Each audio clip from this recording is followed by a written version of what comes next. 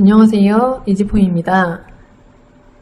2021년 11월 19일부터 급여명세서를 의무적으로 교부하도록 근로기준법이 개정되면서 갑작스럽게 급여명세서를 작성해야 하는 분들이 많이 계실 것 같습니다. 만약 이를 위반할 경우 500만원 이하의 과태료가 부과될 수 있기 때문에 사업주시라면 관심을 가지고 끝까지 영상을 봐주시길 바랍니다. 임금명세서 기재사항을 보면 사원 정보, 지급일 총액 등 기본적인 내용들이 있고요. 여기서 중요한 점은 각 구성 항목별 금액이 어떻게 산출되었는지 산출식 또는 산출 방법을 작성하여야 한다는 점인데요. 통상적으로 출근 일수나 시간 등에 따라 금액이 달라지는 항목에 대해서만 작성을 하면 된다고 하고요. 예를 들면 연장 근로수당이나 가족수당, 연차수당 등이 있을 테고요. 산출 방법 대신 계산 방법으로 기재하더라도 무방하다고 합니다. 이지폼에서는 근로기준법 개정안에 맞춰 급여명세서를 작성할 수 있고 이메일과 카카오톡 전송을 무료로 제공해드리고 있습니다. 이지폼 1과 이지폼 넷에만 급여 기능이 있으니 이지폼이나 프로격리 격리2 사용자분들은 1이나 넷으로 업그레이드 해주시면 되겠습니다. 또한 작성한 급여명세서를 프로그램에서 바로 이체할 수 있기 때문에 굉장히 쉽고 빠르게 급여 처리를 하실 수 있습니다. 오늘 급여명세서를 작성하는 법부터 전송하고 이체하는 방법까지 쭉 설명드릴 테니까요. 천천히 따라와 주시면 되겠습니다.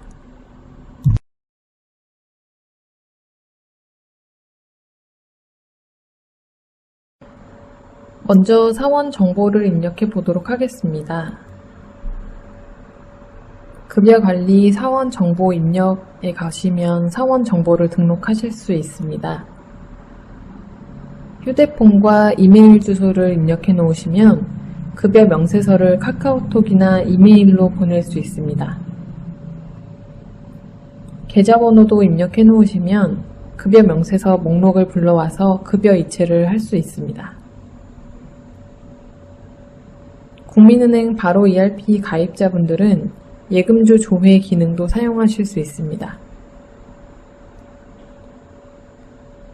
하단의 부양가족은 소득세에 영향을 미치기 때문에 반드시 입력을 해주시고요.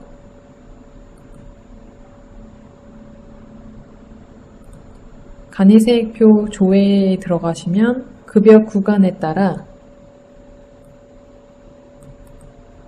부양가족 수에 따라 소득세를 확인하실 수가 있습니다.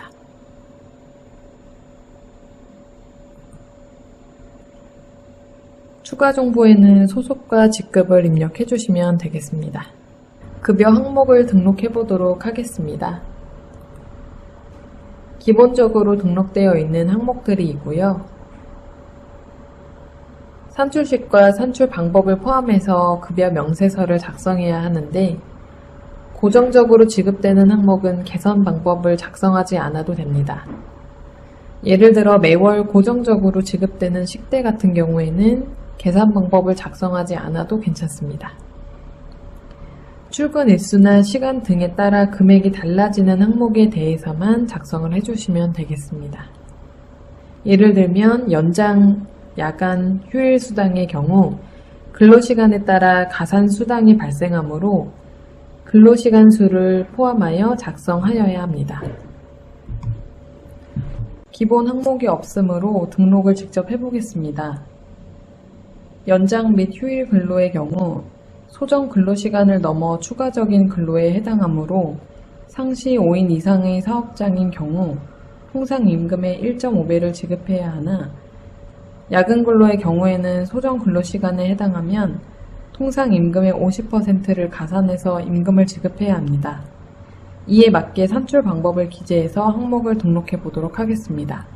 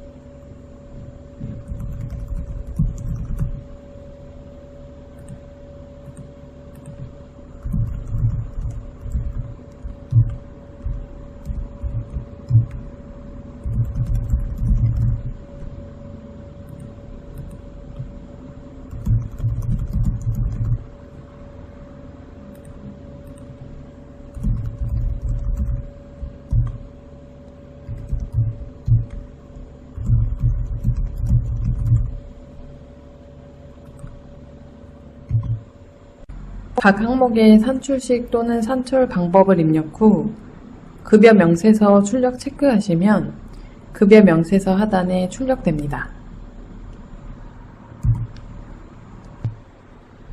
공제 항목의 경우 공제 항목과 항목별로 금액만 기재하면 되고 소득세, 사회보험과 같이 관련 법률에서 규정하고 있는 경우에는 계산 방법을 기재하지 않아도 무방합니다.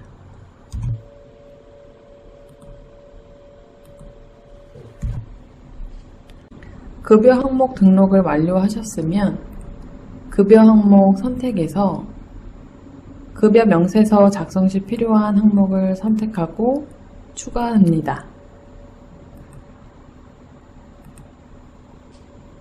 개인별로 지급 항목에 대해서 금액을 설정할 수 있습니다. 예를 들어 홍길동 사원의 금액을 설정해 보겠습니다. 기본급 300만원, 식대 10만원으로 가정하고 작성해 보겠습니다.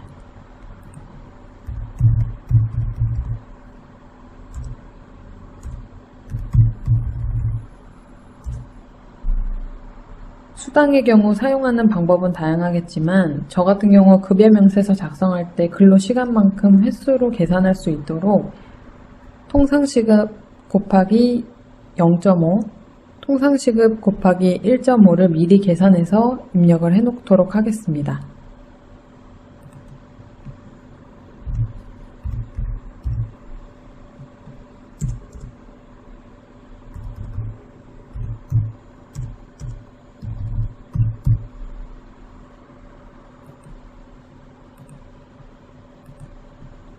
통상시급은 사원마다 다르기 때문에 따로 계산을 해주시면 됩니다. 산출식 또는 산출 방법도 개인별로 설정을 해놓을 수가 있습니다. 연금 보험 관련 설정도 개인별로 해놓으실 수가 있으신데요.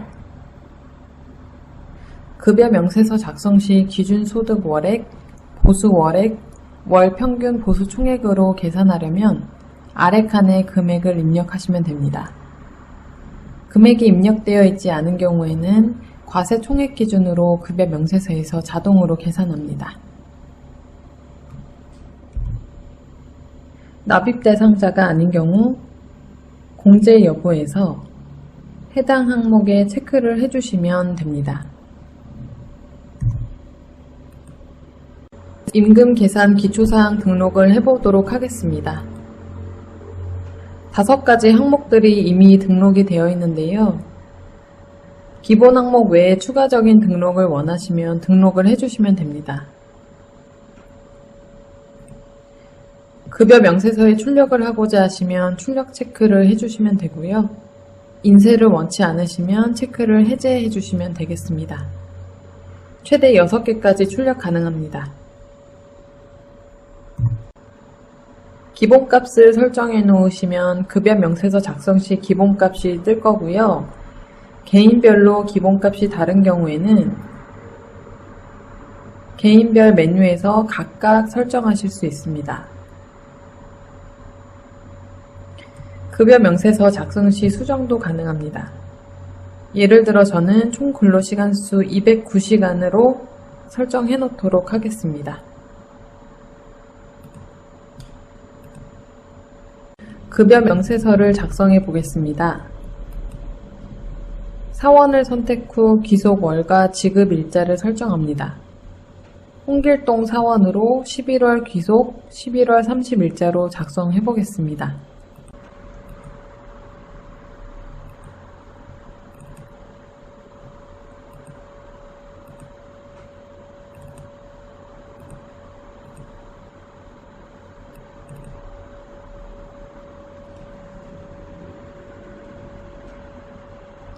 설정했던 기준 금액과 산출 방법이 급여 명세서 작성 시 반영이 되어 있습니다.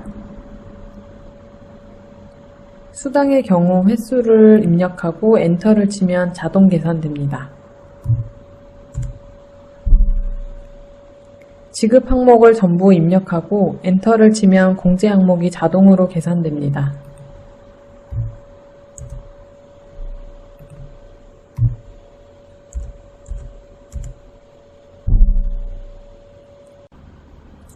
임금 기초사항에 등록한 기본 값이 반영되어 있고 수정이 필요한 경우 작성 화면에서 바로 수정할 수 있습니다.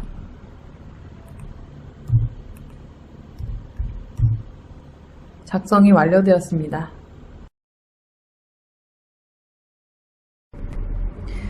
급여 명세서를 조회해 보겠습니다. 기간별과 개인별로 조회가 가능하고요. 기간을 설정하고 조회 버튼을 클릭하면 작성된 급여 명세서가 조회됩니다.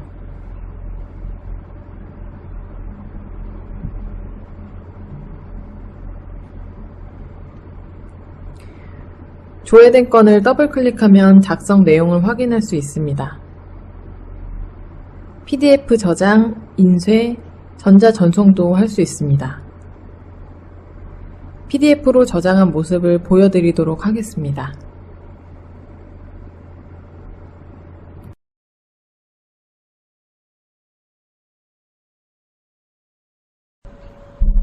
이메일이나 카카오톡으로 교부하는 경우 전자 전송을 클릭 후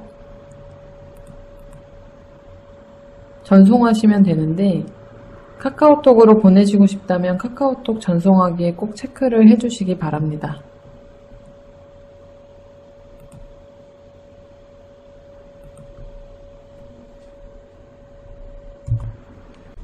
홍길동 사원이 받은 카카오톡 화면을 보여드리겠습니다. 여기서 내역 보기를 누르시게 되면 홍길동 사원의 주민번호 앞 6자리를 입력하게 되어 있고요. 확인을 누르시면 급여 명세서 화면을 볼 수가 있습니다. 이메일과 카카오톡으로 급여 명세서를 전송하셨다면 급여 명세서가 전송이 잘 됐는지, 이메일 주소나 핸드폰 번호가 잘못돼서 오류가 나진 않았는지 꼭 확인을 해주셔야 합니다. 전송 목록에서 전자전송 급여 명세서 목록 보기에서 귀속월을 선택하시고 조회를 누르시게 되면 11월달 급여 명세서 전송 내역이 화면에 뜨게 됩니다. 여기서 상태값과 확인 시간도 확인하실 수 있으십니다.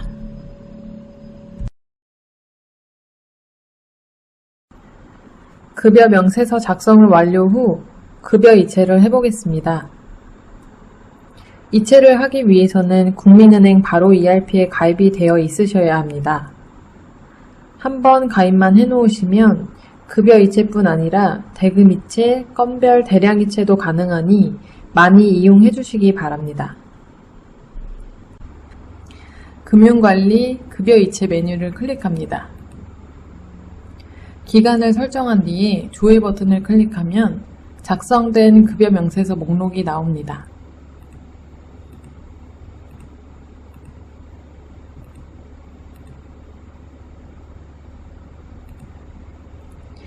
만약 급여 명세서를 작성하지 않았더라도 급여 직접 이체해서 사원 정보를 불러와서 금액만 입력해 이체할 수 있습니다. 이체를 원하는 급여 자료를 선택한 뒤에 이체 요청 버튼을 클릭합니다.